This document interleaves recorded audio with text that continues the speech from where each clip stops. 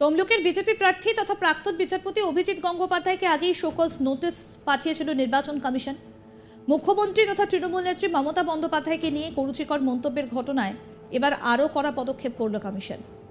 তমলুকের বিজেপি প্রার্থীকে 24 ঘন্টার জন্য সেন্সার করল কমিশন। এবার সেই নিয়ে মুখ খুললেন বিজেপি প্রার্থী অভিজিৎ গাঙ্গুলি। তার অভিযোগ, নির্বাচন কমিশনের কিছু অফিসার তারা প্রভাবিত হয়েছেন। পার্সোনাল ভিডিও কনফারেন্সে অনুরোধ না শুনেই কমিশনের মতামত ব্যক্ত করা হয়েছে।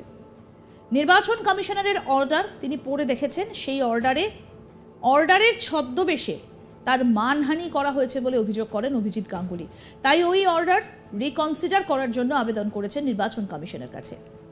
কমিশন কি করেন সেটাই তিনি দেখবেন বলে এবার জানিয়েছেন। তিনি আরও বলেন, ইলেকশন কমিশন আইনের তৈরি একটা অথরিটি, সংবিধানের ওপরে কিছু নয়। তারা এই অর্ডারটা ওয়েবসাইটে তুলে দিয়ে আমার যে সম্মানহানি করেছে তার লিগাল কনসিকুয়েন্স আছে। দেখা যাক কি বলছেন এই বিষয়ে অভিজিৎ গঙ্গোপাধ্যায়, শোনাবো। পেয়েছি এবং পড়ে দেখেছি সেই অর্ডারের ছদ্মবেশে আমার মানই হানি করে দিয়েছে। অর্থাৎ সেই অর্ডারে আমার মানহানি হয়েছে। আমি সেই অর্ডারটাকে রিকনসিডার করার জন্য রিকোয়েস্ট করেছি ইলেকশন কমিশনের কাছে। তো তারা করেন কি করেন না সেটা দেখতে হবে।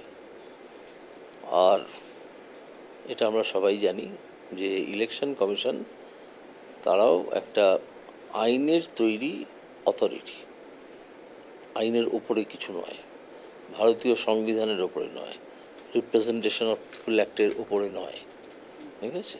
তো তারা যে সম্মানহানি আমার করেছেন এই নোটিশ নয়, এই অর্ডারটা দিয়ে এবং সেটা তাদের এতে ওয়েবসাইটে তুলে দিয়ে তার লিগ্যাল কনসিকুয়েন্সেস আছে এবং দেখা যাক তারপর লিগ্যাল কনসিকুয়েন্সেস কিছু হয় কি না, কোথায় কি হয় সেটা আমি এক্ষুনি বিশদে কিছু বলছি না, ভবিষ্যতে হয়তো বলবো।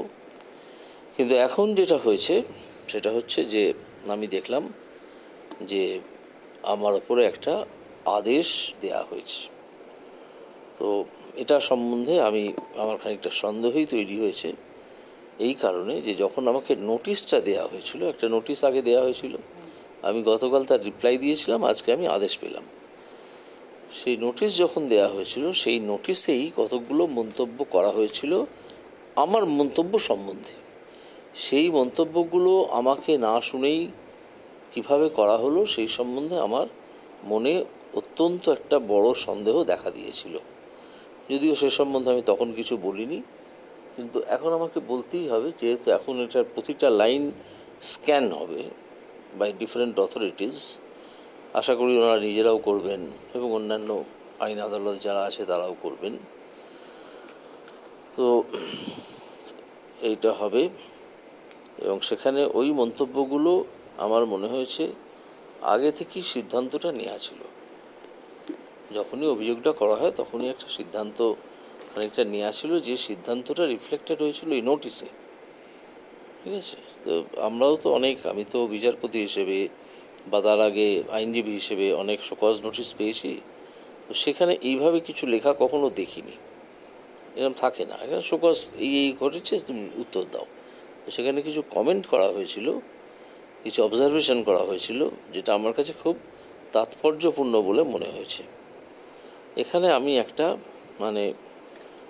আমি অ্যাজ এ হোল কমিশনকে বলছি না, এটা কমিশনের অফিসার যারা থাকেন, কেউ হয়তো অফিসার আছেন যারা কোনোভাবে প্রভাবিত হয়ে থাকতে পারেন, না হলে এই ধরনের নোটিশ হয় না। প্রথম। দ্বিতীয় হচ্ছে যে আমি কালকে যে উত্তর দিয়েছিলাম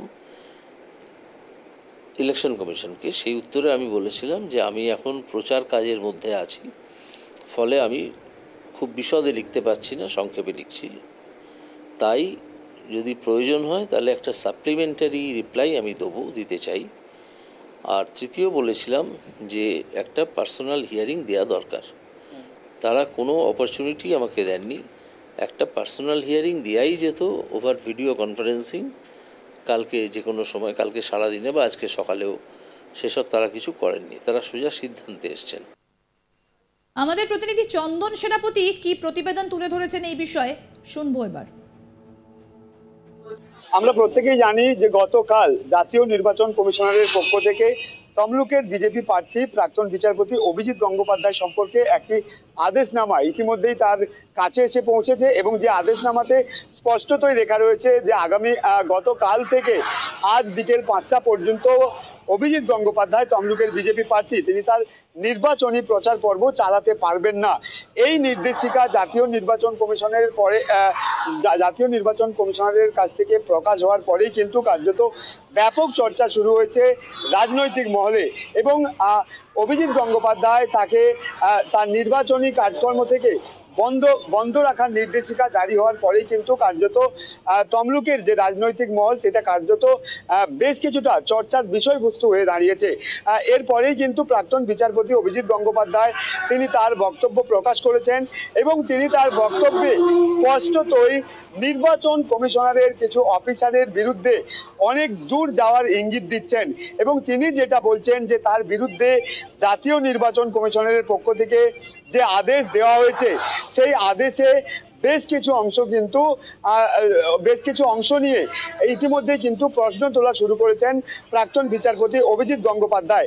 কার্যত তিনি নির্বাচন কমিশনার সহ ভারতীয় সংবিধানকে সম্মান জানিয়ে তিনি যেটা বলছেন যে নির্বাচন কমিশনার তার বিরুদ্ধে যে আদেশনামা সেটা তারা তাদের ওয়েবসাইটে তুলে কিন্তু কার্যত প্রাক্তন বিচারপতির সম্মানহানি করেছেন, এমনটাই কিন্তু জানিয়েছেন অভিজিৎ গাঙ্গুলি।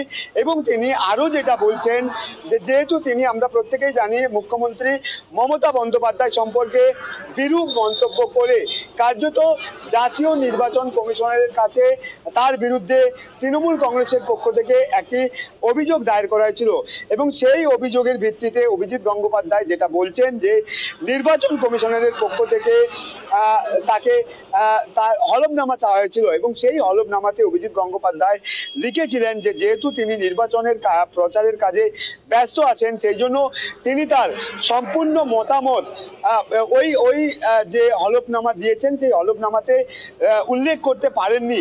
প্রয়োজন হলে তিনি পার্সোনাল রিকমেন্ডেশন দেবেন, পার্সোনাল ভিডিও কনফারেন্সের মাধ্যমেও কিন্তু তিনি নির্বাচন কমিশনারের অফিসারদের সাথে কথা বলতে পারবেন, এমনটাই কিন্তু অভিজিৎ গঙ্গোপাধ্যায় জানাচ্ছেন। তবে তিনি যেটা অভিযোগ করছেন যে নির্বাচন কমিশনার তারা তার হলফনামাতে যেভাবে তিনি লিখেছিলেন সেই হলফনামাকে উল্লেখ করে কোনো কিছুই কাজ করেননি। কারণ অভিজিৎ গঙ্গোপাধ্যায় যেটা জানাচ্ছেন যে তিনি বলেছিলেন যেহেতু তিনি সম্পূর্ণ মতামত লিখিতভাবে ব্যক্ত করতে পারেননি সেক্ষেত্রে। দেখতে থাকুন আজ তাক বাংলার ইউটিউব চ্যানেল, সাবস্ক্রাইব করুন।